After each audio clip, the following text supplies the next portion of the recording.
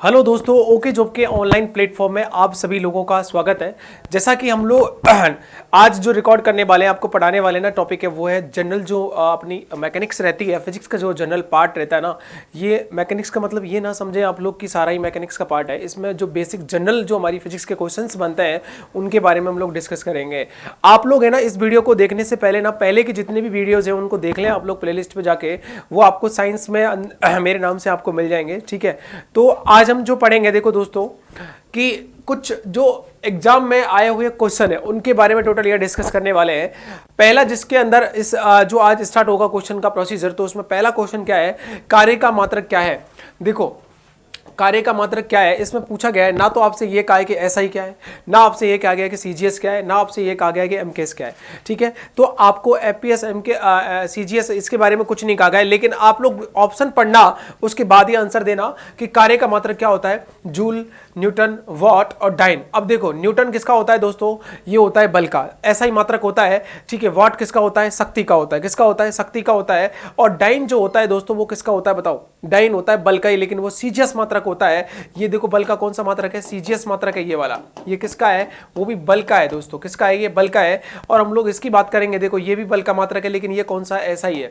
और ये किसका है अपने पास, शक्ति का। ये किसका है, शक्ति का है। तो हमारे पास अगर कार्य की बात करेंगे दोस्तों, कार्य का ऐसा ही मात्रक क्या होगा, joule. That is correct answer, हमारे पास क्या आएगा, जूल। अगर आपसे कार्य का ही दोस्तों क्या पूछ ले बताओ, कार्य का अगर सीजीएस मात्रक पूछ ले आपसे, अभी अगर क्वेश्चन आ जाता है तो आप क्या लगाओगे, उसमें लगाओगे दोस्तों अर्घ। कार्य का सीजीएस मात्रक क्या होता है, अर्घ, ठीक है। एक जूल में कितने अर्घ होते हैं, तो वो भी आपकी जानकारी के लिए मैं बता दूं, क्योंकि ये रिलेशन पूछता है पेपर में। एक जूल में दोस्तों 10 की घात 7 क्या होता है, अर्घ होता है। तो ये भी आपको अपने दिमाग में रखना है, ठीक है। तो ये क्वेश्चन नंबर फर्स्ट का आंसर जो लगाया है दोस्तों, कार्य का मात्रक जो है हमारे पास क्या आएगा, जूल आएगा। आगे हम लोग बात करेंगे दोस्तों नेक्स्ट क्वेश्चन पे। देखो नेक्स्ट क्वेश्चन क्या है हमारा, ये है दोस्तों, प्रकाश वर्ष किसकी इकाई है। प्रकाश वर्ष मैंने आपको जैसा पढ़ाया था, बताया था कि जो ये हमारे यहाँ पर कौन है, ये पृथ्वी है दोस्तों, ये अर्थ है, ठीक है, ये अर्थ है। और यहाँ पे क्या है दोस्तों, सूर्य है। यहाँ पर कौन है, यहाँ सन है, और ये क्या है, अर्थ है। पृथ्वी से और सूर्य के केंद्र के बीच की दूरी, पृथ्वी के केंद्र के बीच की दूरी, पृथ्वी के केंद्र और सूर्य के केंद्र के बीच की दूरी दोस्तों क्या कहलाती है, प्रकाश वर्ष कहलाती है। क्या कहलाती है, प्रकाश वर्ष कहलाती है। तो ये आपको ध्यान रखना है। प्रकाश वर्ष दोस्तों दूरी का मात्रक होता है। आप गलती ऐसी ना कर देना कि ये समय का मात्रक होता है, ये समय का मात्रक नहीं होता है, वर्ष। ये बहुत कंफ्यूज करता है आपको। तो प्रकाश वर्ष किसकी इकाई है, देखो ना तो ये समय का मात्रक है, ना ये प्रकाश का मात्रक है। धारा का मात्रक तो यार अलग है, धारा का मात्रक तो एम्पियर होता है, समय का मतलब सेकंड, टाइम, ठीक है, आवर, मिनट होता है। तो इसका तो कोई अर्थ है ही नहीं, ठीक है। यहाँ पर क्या होगा, दूरी का मात्रक है दोस्तों। किसका मात्रक है, दूरी का। नेक्स्ट क्वेश्चन हम लोग देखेंगे, क्वेश्चन नंबर है दोस्तों थर्ड, ठीक है। थर्ड की बात करेंगे। देखो ऐसे क्वेश्चन है ना, ये ज्यादातर यूपीएससी, आरपीएससी, आरएएस वाला पैटर्न है जो वो लेता है। और उस क्वेश्चन में देखो ये क्वेश्चन आया कब है, आईएएस 1999 ये क्वेश्चन दोस्तों आया है। अब आप लोग इसमें देख रहे हो कि इसमें क्या दिया गया है, इसमें कहा गया है सूची 1 को सूची 2 के साथ सम्मिलित कीजिए और सूची के नीचे दिए गए कूट का प्रयोग सही तरीके से उसका उत्तर चुनिएगा। आप लोग देखो ये सूची फर्स्ट है, ठीक है, ये सूची फर्स्ट है। इसमें देखिएगा इधर क्या है दोस्तों, राशि दी गई है, इधर क्या दिया गया है, मात्रक। इधर क्या दिया गया है, राशि, और इधर क्या दिया गया है, मात्रक। अब उच्च वेग का मात्रक क्या होगा, देखो हम लोग सुपरसोनिक, हाइपरसोनिक के लिए मापने के लिए दोस्तों एक नंबर का इस्तेमाल करते हैं, और उसका नंबर है दोस्तों मैक नंबर, या मैक संख्या के नाम से इसको फेमस वो है। आपको जो मिलेगा वो किस तरीके से मिलेगा, मैक संख्या उसको कहेंगे, ठीक है। और मैक संख्या को क्या कहेंगे दोस्तों, कैपिटल एम। और कैपिटल एम का जो मात्रक होता है दोस्तों, अगर हम लोग बात करते हैं B/C, ठीक है, अगर इस तरीके से नापते हैं इसको, अगर इसका मान है ना ग्रेटर देन 2 होता है, ठीक है, तो ये क्या होता है दोस्तों, हाइपरसोनिक होता है। लेकिन ग्रेटर देन अगर 5 हो जाए तो वो किस में आ जाता है, सुपरसोनिक में आ जाता है। तो ये आपको उच्च वेग को कौन नापेगा दोस्तों, मैक नंबर नापेगा। तरंग दैर्घ्य का तो मैंने आपको कितनी बार बताया था कि क्या होता है दोस्तों, एंगस्ट्रॉम होता है, ठीक है। क्या होता है, एंगस्ट्रॉम, ए के ऊपर बिंदी होती है। और दाब का मात्रक क्या होता है, पास्कल। ये तो आपको कल परसों के रोज ही पढ़ाया है। और ऊर्जा का मात्रक क्या होता है, जूल। तो आपका ना इसमें सही उत्तर दिखवा रहा है। आप बताओ, अगर पहले का ए का फर्स्ट है, ए का फर्स्ट, बी का 2, सी का 3 और इसका, तो आपके पास ये ऑप्शन जो होगा, ऑप्शन नंबर 2, ये हमारे पास करेक्ट ऑप्शन होगा। सॉरी ये नहीं होगा, 1 2 3 4 ऑप्शन नंबर ये नहीं होगा। तीसरा देखना, देखो ऐसी गलती आप भी मत करना, 1 2 3 4 ये हमारे पास करेक्ट आंसर लगेगा। क्योंकि इसका कारण क्या है, पहले ए का 1, इसका ए, इसका ए, इसका ए, तो अपने पास करेक्ट आंसर क्या आएगा, सी नंबर का आएगा, जो आपको याद रखना है। अब देखो नेक्स्ट हम जो क्वेश्चन की बात करेंगे, क्वेश्चन नंबर क्या है बताओ, क्वेश्चन नंबर है हमारे पास 4 नंबर का क्वेश्चन है। जो कि वापस से वही इसी तरह का पैटर्न का है, वो क्या है उसमें अंदर। क्वेश्चन को ध्यान से पढ़ेंगे। देखो क्वेश्चन को सूची एक को, ये यूपी पीसीएस में आया हुआ है, ठीक है। अब आप लोग देख सकते हो पेपर का लेवल, और मैं आपसे सदा ये ही कहता हूं कि भाई मैं आपको केवल सीईटी के लिए तैयारी नहीं करा रहा मेरे भाइयों। ये जो तैयारी चल रही है ना, ये अच्छे लेवल के पेपर है, तो सीईटी के लिए तो आप टेंशन ही मत लो, ये नॉर्मल सा एक प्रोसीजर है जिसमें आपको कोई दिक्कत नहीं आनी। हम लोग बात करेंगे सूची यूपी पीसीएस 2005 का। यहाँ पर भौतिक राशि दी गई है दोस्तों, इनके इकाई का मतलब होता है यूनिट, ठीक है। यहाँ पर क्या दिया गया है, यूनिट दिया गया है, तो ये आपको ध्यान रखना है। अब आगे देखो दूरी का मात्रक क्या होगा, दूरी का मात्रक क्या है, यहाँ पर देखो दूरी का कोई मात्रक दिख रहा है क्या, बिल्कुल प्रकाश वर्ष। पहले का क्या हो जाएगा, मैंने अभी बताया। पदार्थ की मात्रा क्या होता है दोस्तों, मोल होता है। विद्युत आवेश की मात्रा, आवेश इलेक्ट्रिक चार्ज, विद्युत आवेश का मात्रक क्या होता है, जूल। और ऊर्जा का मात्रक क्या होता है दोस्तों, किलोवाट। हमारे पास किलोवाट आवर या किलोवाट घंटा। जैसे किलोवाट ये ना दोस्तों, इस किलोवाट आवर को हम, पता है आपको, हमारी व्यापारिक जो यूनिट होती है ऊर्जा की, ठीक है, व्यावसायिक जो यूनिट होती है उसको क्या बोलते हैं हम लोग, ये एक यूनिट के बराबर है। ये इसको हम लोग क्या बोलते हैं, एक यूनिट करके बोलते हैं। तो ये आपको ध्यान रखना है। अब आप लोग देख लो पहले का तीसरा कौन सा है, पहले का तीसरा इसमें भी है, इसमें भी है। और उसके बाद दूसरे का बी का फर्स्ट कौन है, बी का फर्स्ट, पहले का तीसरा, बी का फर्स्ट। और उसके बाद क्या हो रहा है यहाँ पर सेकंड। तुम्हारे पास देखो ये ऑप्शन मैच हो रहा है, नहीं हो रहा है, ये वाला option number A that is correct answer इसका। ये नहीं होंगे नीचे वाले, तो आप इसी से आंसर लगा सकते हो। नेक्स्ट क्वेश्चन की अगर बात करेंगे हम लोग, तो क्वेश्चन नंबर है दोस्तों कौन सा, 5, कि निम्नलिखित में से समय का मात्रक नहीं है। अब देखो मैंने कहा ना, जब अगर इस तरीके का सवाल आएगा ना, तो उसमें पक्का ना प्रकाश वर्ष जरूर लिखा होगा, ठीक है, प्रकाश वर्ष जरूर मेंशन होगा उसके अंदर। ऐसा नहीं हो सकता कि प्रकाश वर्ष उसमें ना हो। तो देखो इसने कहा कि नहीं है। देखो समय का मात्रक देखो, अधिवर्ष है, चंद्रमा है, इनमें से कोई नहीं, ये तो अलग बात है। आपके पास करेक्ट आंसर क्या आएगा, प्रकाश वर्ष आएगा। क्या आएगा, प्रकाश वर्ष आएगा, जिसमें आपको ना सॉरी समय का मात्रक क्या, हाँ, क्योंकि ये दोस्तों ये ना प्रकाश वर्ष मैंने आपको बताया था, ये समय का मात्रक नहीं होता, ये किसका मात्रक होता है, दूरी का, ठीक है, जो कि सूर्य के केंद्र से लेकर के और पृथ्वी के केंद्र के बीच में होती है। तो वो आपको ध्यान रखनी है। नेक्स्ट हम लोग क्वेश्चन की बात करेंगे दोस्तों, क्वेश्चन नंबर 5 है, ठीक है, क्वेश्चन नंबर 5 है ना। क्वेश्चन नंबर 5 में हम लोग क्या करेंगे, देखो वापस से वो ना मिलान करने का आ गया कि निम्नलिखित में से एक कौन सा एक सुमेलित नहीं है, ठीक है, निम्नलिखित में से कौन सा एक सुमेलित नहीं है। अब आप लोग इसमें देखो कि आपको इसमें यह कहा गया है कि हम लोगों को यह देखना है कि गलत क्या है। और ये क्वेश्चन देखो आरआरबी एनटीपीसी 2016 और यूपीपीसीएस 2015, ठीक है, कितना 2 बार तो ये आ चुका है, लेकिन हो सकता है ये और भी बार आया हो, ठीक है। लेकिन मैंने आपको जितनी बार एटलीस्ट अपडेट कर दिया इस तरह के क्वेश्चन, कौन सम्मिलित नहीं बताओ। ध्वनि की तीव्रता दोस्तों किस में नापी जाती है, डेसिबल में नापी जाती है। ये आपको मैंने पढ़ाया था अच्छे तरीके से। शक्ति, पावर की इकाई क्या होती है दोस्तों, हॉर्स पावर, ठीक है, एचपी में नापते हैं आप लोग। हॉर्स का मतलब, हॉर्स पावर का मतलब, हॉर्स का मतलब क्या होगा, अश्व मतलब घोड़ा, और पावर का मतलब क्या होता है, शक्ति। इसका मतलब क्या हो गया, अश्व शक्ति का मतलब क्या हो गया, एचपी, क्या हो जाएगा, एचपी। और नौ संचालन दूरी में की इकाई क्या है बताओ, मतलब हम लोग समुद्र में अगर मेजरमेंट करते हैं दूरी का, तो उसका क्या कहलाता है, समुद्री मील। तो ये हमारे पास आंसर आएगा। तो ये 3 तो क्या है, सही है, लेकिन क्वेश्चन क्या पूछा है, गलत क्या पूछा है, किसका पूछा है, गलत वाला आंसर हमको देना है। तो ऊष्मा की इकाई है वो क्या आएगी बताओ, ऊष्मा की इकाई क्या होती है दोस्तों, क्या होगी बताओ, कैलोरी होती है। क्या होती है, कैलोरी होती है। और क्या होता है, जूल होता है। लेकिन दोस्तों यहां ऐसा कुछ ही नहीं कहा गया है। मैंने आपको हीट एंड टेम्परेचर वाले पार्ट में बहुत अच्छे से एक्सप्लेन किया था कि चीजें किस किस तरीके से आपको पढ़नी है। तो उसमें आप लोगों ने क्या लगाया आंसर, तो आप ध्यान रखना, इसका आंसर क्या आएगा, सेल्सियस आएगा दोस्तों, नहीं है, क्योंकि सेल्सियस तापमान का मात्रक होता है, ना कि इसका मात्रक होता है, ठीक है। नेक्स्ट क्वेश्चन की बात करेंगे हम लोग। क्वेश्चन नंबर दोस्तों क्या है, 6 है।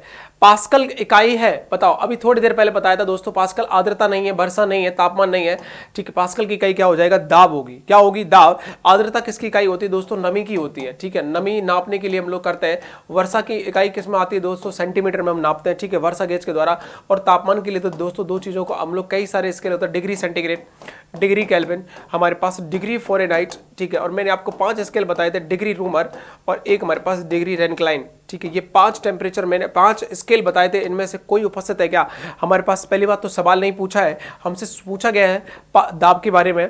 अब दाब के बारे में देखो, मैं और थोड़ा सा आपको आइडिया दे दूं। दाब बराबर क्या होता है, बल बटे क्षेत्रफल, ठीक है। ऐसा अगर इसका ऐसा यूनिट अगर पूछता है हमसे, तो ऐसा यूनिट क्या होती है बताओ, न्यूटन। बल का मात्रा क्या होता है, न्यूटन। एरिया का मात्रा क्या होगा बताओ, मीटर स्क्वायर। तो ये आ जाएगा, नहीं आ जाएगा, न्यूटन पर मीटर स्क्वायर।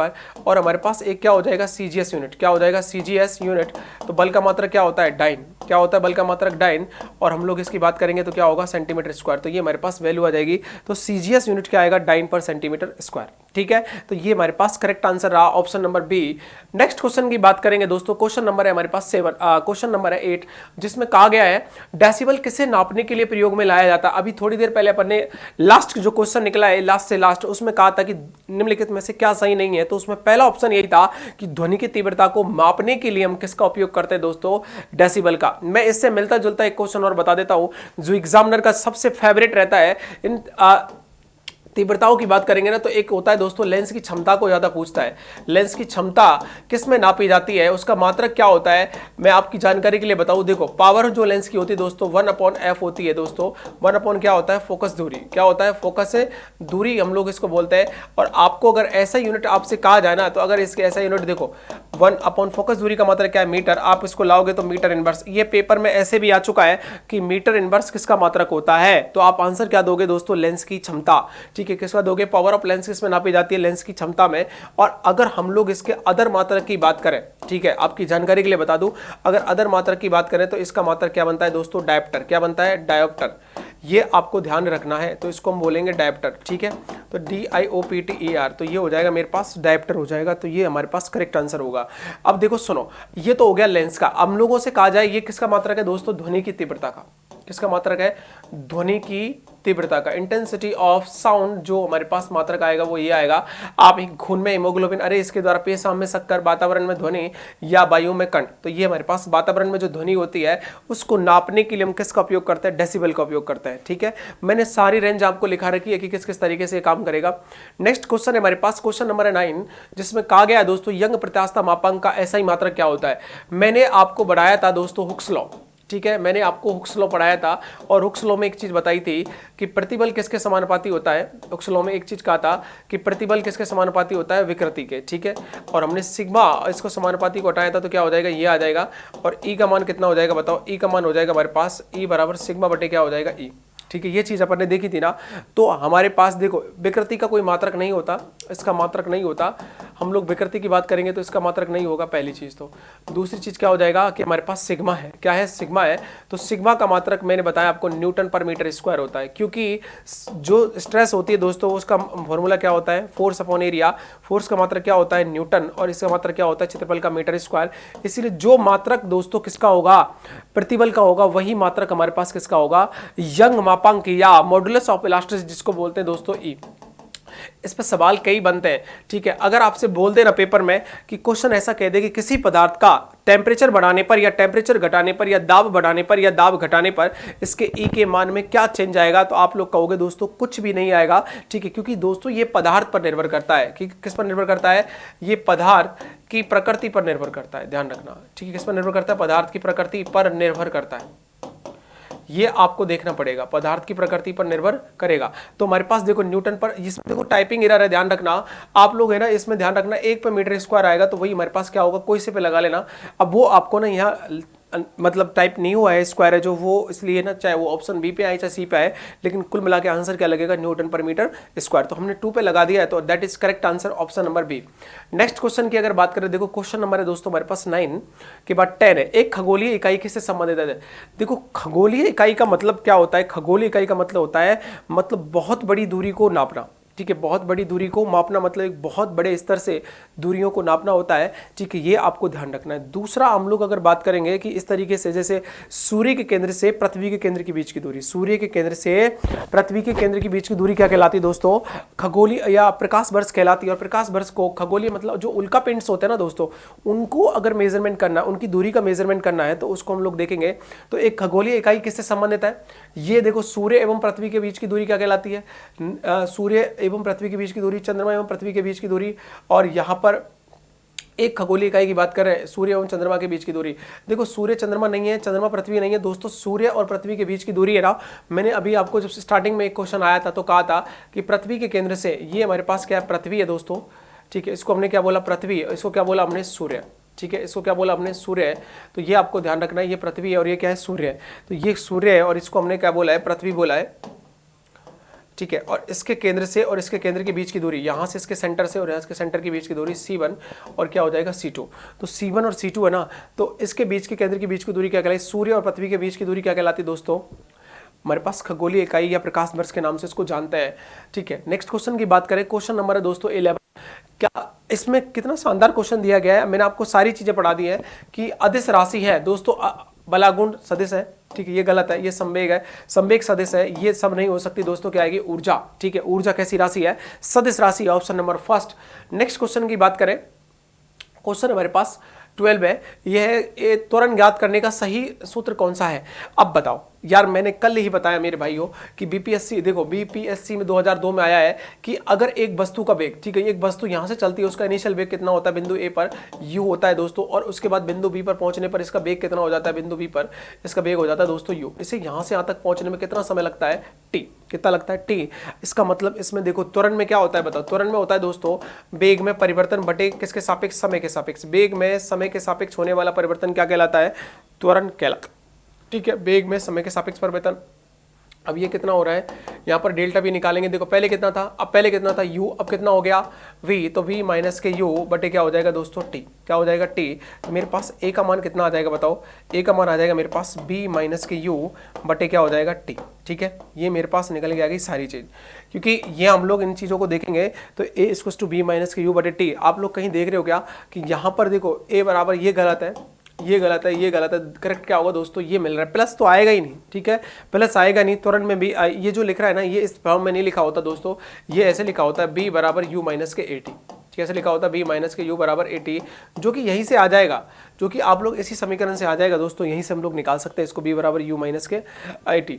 अब देखो सुनो, b बराबर u प्लस 80, b बराबर u प्लस 80 है दोस्तों।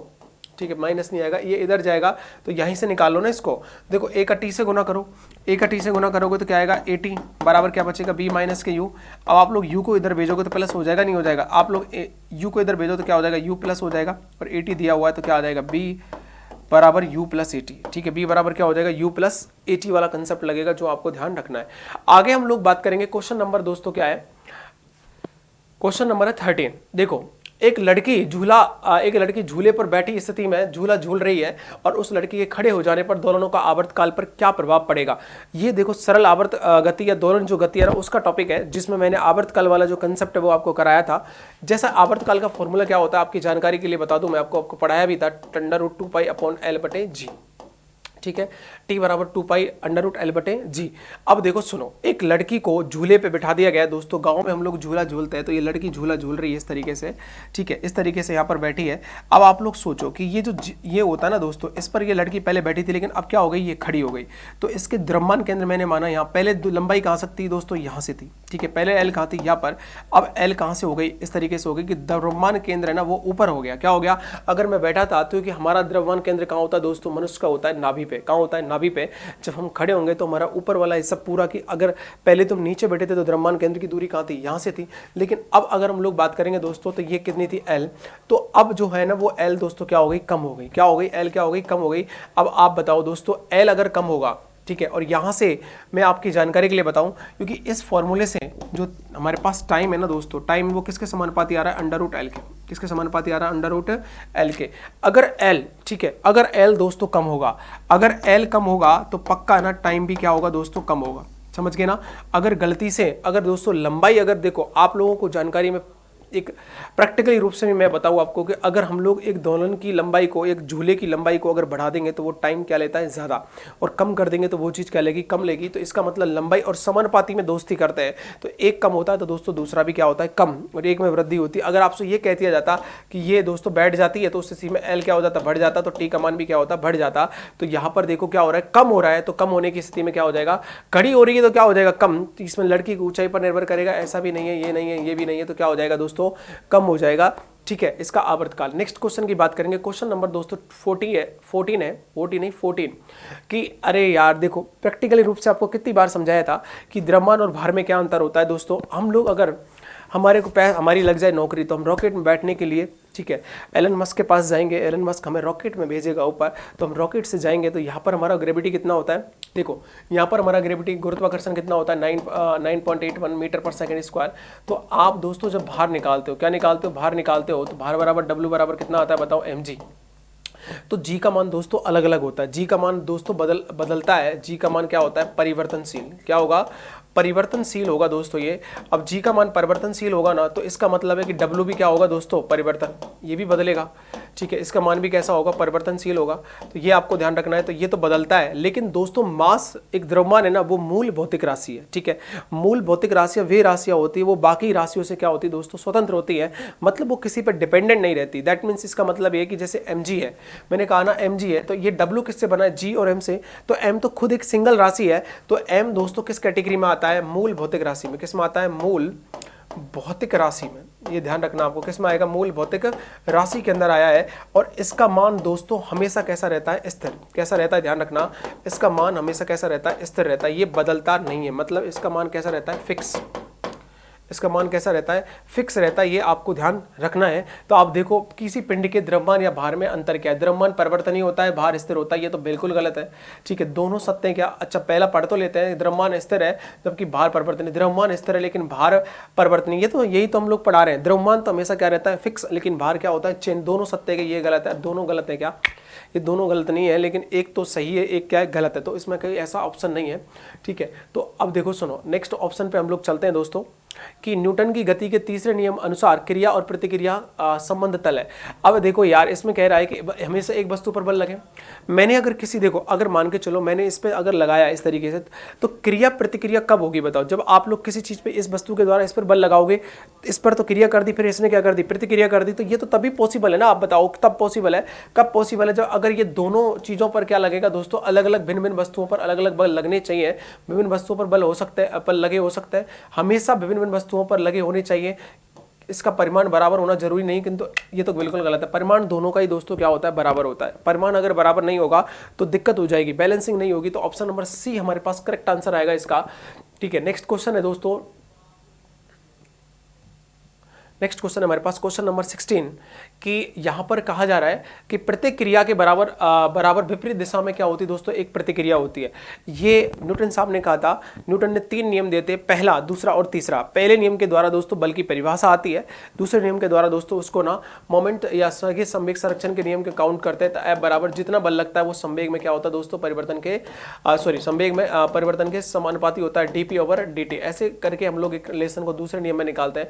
लेकिन दोस्तों तीसरा जो नियम होता है ना, हमने अगर एक पिंड पर ऐसे करके, एक मेरे पास पिंड यहाँ है, दूसरा मेरे पास कहाँ है, अगर यहाँ से अगर क्रिया होगी एक के द्वारा तो कितना बल लगेगा, F12, यहाँ से लगेगा तो कितना लगेगा, F21। तो अगर हम लोग यहाँ से क्रिया करेंगे तो यहाँ पर उल्टा क्या हो जाएगा, ये F12 किसके बराबर हो जाएगा, F21 के। F जो 12 है वो किसके बराबर हो जाएगा, F21 के। जितनी हमने क्रिया करी है उसके अपोजिट में हमें क्या मिली है, प्रतिक्रिया। और इसको हम क्या बोलते हैं, न्यूटन का तीसरा नियम, ठीक है। इसे हम लोग क्या बोलते हैं, न्यूटन का तीसरा नियम। ये आपको जानकर अब पता लग गया होगा, नहीं तो आप लोग पहले से भी जानते होंगे अच्छी तरीके से। तो आप ऑप्शन आराम से, बहुत सारे लोगों को पता होगा इस चीज़ के बारे में, क्योंकि ये तीसरा नियम है, दूसरा नियम है, क्योंकि आप लोग इसको ना छठी साथी से पढ़ते आते हो। तो अभी भी अगर आपसे क्वेश्चन नहीं हो रहे तो फिर आपको दिक्कत है, क्योंकि मैंने सारा कुछ पढ़ा दिया यार। अब उसके बावजूद भी तुम लोग अगर कुछ पढ़ाई नहीं करोगे तो फिर कैसे काम चलेगा बताओ, ठीक है। तो हमारे पास हो गया ना क्वेश्चन ये वाला। आगे क्वेश्चनों की बात करते हैं दोस्तों। क्वेश्चन नंबर है हमारे पास 17। क्वेश्चन नंबर 17 क्या कहता है, बल की परिभाषा आती है मतलब न्यूटन के कौन से नियम से। मैंने अभी आपको बताया था, पहला जो नियम होता है दोस्तों बल की परिभाषा देता है। अब पहली जो नियम है ना, फर्स्ट जो लॉ है दोस्तों, बल की डेफिनेशन देगा, ठीक है। फर्स्ट जो लॉ ये क्या देता है, बल की परिभाषा, बल की परिभाषा हमको देता है। अब बल की ये पहला नियम होता क्या है, पहला नियम दोस्तों क्या होता है, यदि कोई वस्तु स्थिर है तो वो स्थिर रहेगी, गतिशील है तो क्या रहेगी, गतिशील रहेगी, जब तक उस पर कोई बाह्य बल नहीं लगाया जाएगा। मतलब अगर हम लोग मान के चलो कि अगर इस वस्तु को, अगर हम लोग इस मार्कर को दोस्तों अगर इसे चिपका के गए थे, अगर ये ब्लैक बोर्ड हमको यहीं, कल भी यहीं था, आज भी यही है, तो इसका मतलब वो गतिशील नहीं है, ठीक है। तो उसको अगर जब तक हम गति नहीं देंगे तो वो गतिशील होगा क्या, नहीं होगा। इसका मतलब है कि ये रूल तभी लागू होता है जब उसके ऊपर कोई चीज़ है, ये इसी चीज़ को बता रहा है कि कोई चीज़ स्थिर है तो वो स्थिर ही रहेगी, अगर उसको आप तब तक कोई हमारी तरफ से कोई फोर्स नहीं लगाओगे तो। अब देखो इसने परिभाषा कैसे दी इसने दी कि बल एक ऐसी सदिश राशि है जो किसी वस्तु की अवस्था में परिवर्तन करने की क्षमता रखती है। ठीक है, तो वो बल ऐसी एक चीज हो गई जो परिवर्तन तो कर सकती है, लेकिन दोस्तों उस पर लगेगी तो ही तो करेगी ना, और ये नियम भी यही कह रहा है कि लगेगा तो ही चेंज होगा, इसीलिए दोस्तों इसे जड़त्व का नियम भी कहते हैं। ठीक है, जड़त्व का मतलब ही सीधा ये होता है आलसी से, और आलसी का अर्थ होता है दोस्तों डायरेक्टली हम लोग अगर बात करें तो उससे संबंध हम लोग जो ज्ञात करते हैं वो किस तरीके का होता है कि भाई अगर उसके जड़त्व का मतलब होता है कि उसके द्रव्यमान से माप या उसके आलसीपन से माप, अगर जड़त्व की देखें कि अगर उस पर बल नहीं लगा रहे तो वो स्थिर अवस्था में ही रहेगा। दूसरा नियम दोस्तों बल के परिमाण को देता है कि बल का परिमाण क्या है, तो वो आपको ध्यान रखना है। तो बल के मान को बताता है कि बल का मान पर्टिकुलर कितना लग रहा है, इतना लग रहा है। ठीक है, तो F बराबर क्या हो जाएगा, ma। F बराबर क्या हो जाएगा, ma हो जाएगा। और जो थर्ड लॉ है ना हमारे पास, थर्ड लॉ है वो क्या बताता है दोस्तों, थर्ड लॉ हमको क्या बताता है, थर्ड लॉ से हमें एक चीज मिलती है स्पष्ट रूप से कि ये जो है ना थर्ड लॉ क्रिया प्रतिक्रिया का है। ठीक है, हमने जितना बल उस पर लगाया है तो उसके प्रतिक्रिया फलस्वरूप हमको यहाँ पर बल मिला है। तो मैंने आपको थोड़ी देर पहले बताया था, एक यहाँ पर है, दो यहाँ पर है, यहाँ से अगर क्रिया हम लोग F12 के रूप में करेंगे तो यहाँ से प्रतिक्रिया क्या होगी, F21। क्या होगी, F21। तो ये हमारे पास आ जाएगा F12 = F21। नेक्स्ट क्वेश्चन है दोस्तों, क्वेश्चन नंबर, तो आप देख तो लो इसमें बल की परिभाषा आती है न्यूटन के गति के पहले नियम से, मैंने आपको सारी चीज समझा दी है। नेक्स्ट क्वेश्चन की बात करेंगे दोस्तों, क्वेश्चन नंबर 18। ठीक है, देखो ये क्वेश्चन बेसिकली बहुत शानदार क्वेश्चन है जो आपके कई बार एग्जाम में आया हुआ है। गाड़ी खींचता हुआ घोड़ा किस बल के कारण आगे बढ़ता है। देखो इसका सीधा सा आप दो, बल लगेगा कहां लगेगा, आप पैर को अगर नीचे जमाते हो तो पृथ्वी अपने पैरों पर क्या लगाती है, बल, तभी तो हम लोग आगे चल पाते हैं। अगर हमारी जगह अगर घोड़ा होगा तो घोड़ा भी इसी काम को करेगा। तो गाड़ी द्वारा घोड़े पर, गाड़ी कभी घोड़े पर बल नहीं लगाती, घोड़े द्वारा गाड़ी पर, यह भी नहीं है दोस्तों घोड़े द्वारा अपने पैरों से पृथ्वी पर आरोपित बल नहीं, पृथ्वी घोड़ों के पैरों पर क्या लगाती है दोस्तों, बल लगाती है। तो ये हमारे पास आएगा, करेक्ट आंसर होगा दोस्तों ऑप्शन नंबर डी। नेक्स्ट हम लोग बात करें क्वेश्चन नंबर, देखो हमारे पास क्या हो जाएगा 19। क्वेश्चन नंबर 19 क्या कह रहा है, अश्व यदि घोड़ा, अश्व का मतलब दोस्तों क्या होता है, आप इसको लिख लो, अश्व का मतलब होता है घोड़ा। घोड़ा यदि एकाएक चलना प्रारंभ कर दे तो अश्वारोही के गिरने की क्या होती है संभावना, या अश्वारोही का जो गिरने का जो कारण होता है वो क्या होता है। मैं आपको ले चलूंगा दोस्तों न्यूटन जी के पास, और न्यूटन साहब ने क्या कहा था हमसे, पहला नियम दिया था, यदि कोई वस्तु स्थिर है तो स्थिर रहेगी, लेकिन गतिशील है तो गतिशील रहेगी जब तक उस पर कोई बल नहीं लगेगा। और इसी नियम को मैंने क्या कहा था, जड़त्व का नियम भी कहा था दोस्तों। जड़त्व में ना दोस्तों दो प्रकार का होता है। ठीक है, एक तो कौन सा होता है, ब्राह्म वाला, एक तो कौन सा होता है ब्राह्म वाला, और एक कौन सा होता है दोस्तों, गतिशील वाला। एक ब्राह्म वाला और एक क्या होता है, गतिशील वाला जड़त्व होता है, वो हमको ध्यान रखना है। ब्राह्म वाले में क्या होता है, वस्तु क्या रहती है, बिल्कुल स्थिर रहती है। कैसी रहती है, वस्तु स्थिर रहती है, तो आपको वो ध्यान रखना है। गतिशील वाले की बात करूंगा दोस्तों, तो वस्तु क्या रहती है, गतिशील ही रहती है, वस्तु क्या रहती है, गतिशील रहती है। तो यहां पर हम लोग क्या थे दोस्तों, इसीलिए मैंने आपको एग्जाम्पल, इसके एग्जाम्पल क्या होते हैं पहले नियम के, यदि अगर बस अचानक से चलना शुरू कर दे तो हम एकदम बस के हमारा अगला वाला हिस्सा ना दोस्तों ये पीछे की तरफ जाता है, और आगे वाला नीचे वाला हिस्सा आगे की तरफ जाता है, तो हमको पीछे की ओर धक्का लगता है ऐसे करके। ठीक है, कैसे धक्का लगता है, ऐसे करके धक्का लगता है। तो इसका मतलब यह है कि हमको जो ये हो रहा है वो किसकी वजह से, हम पहले किस में थे, विश्राम अवस्था में, अब कैसे हो गए, गतिशील में। तो ये कौन सा जड़त्व हो गया, विश्राम वाला जड़त्व। तो हम लोग आंसर क्या लगाएंगे, ये जड़त्व बागुन, ये नहीं है दोस्तों, ये कोई नहीं है। ये क्या है, आप लोगों को अपने खोपड़ी में ना अच्छी तरीके से बिठा लेना है कि ये चीज है ना आपको ध्यान रखनी है कि जड़त्व का मतलब ही दोस्तों आलसीपन का माप होता है। जब तक हम लोग हमारी तरफ से कुछ नहीं लगाएंगे ना तो ये चीज हमको दिक्कत करेगी। अगर स्थिर अवस्था में हम लोग लगाएंगे, जैसे एकदम से ट्रेन से बस से उतरते हैं तो हमें उसके साथ भगना होता है, नहीं तो हम लोग गिर जाते हैं। तो उस स्थिति में कौन सा जड़त्व होता है,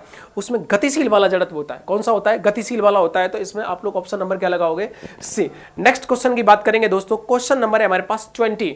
देखो बल गुणनफल है, किसका गुणनफल है दोस्तों, अबे आपको भी बताया, बल बराबर क्या होता है दोस्तों, द्रव्यमान इंटू क्या होता है दोस्तों, त्वरण। द्रव्यमान इंटू क्या होता है, त्वरण।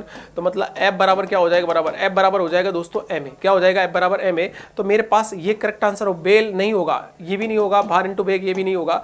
आपके पास ऑप्शन क्या लगेगा दोस्तों, द्रव्यमान इंटू त्वरण लगेगा, जो हमारे पास करेक्ट आंसर होगा।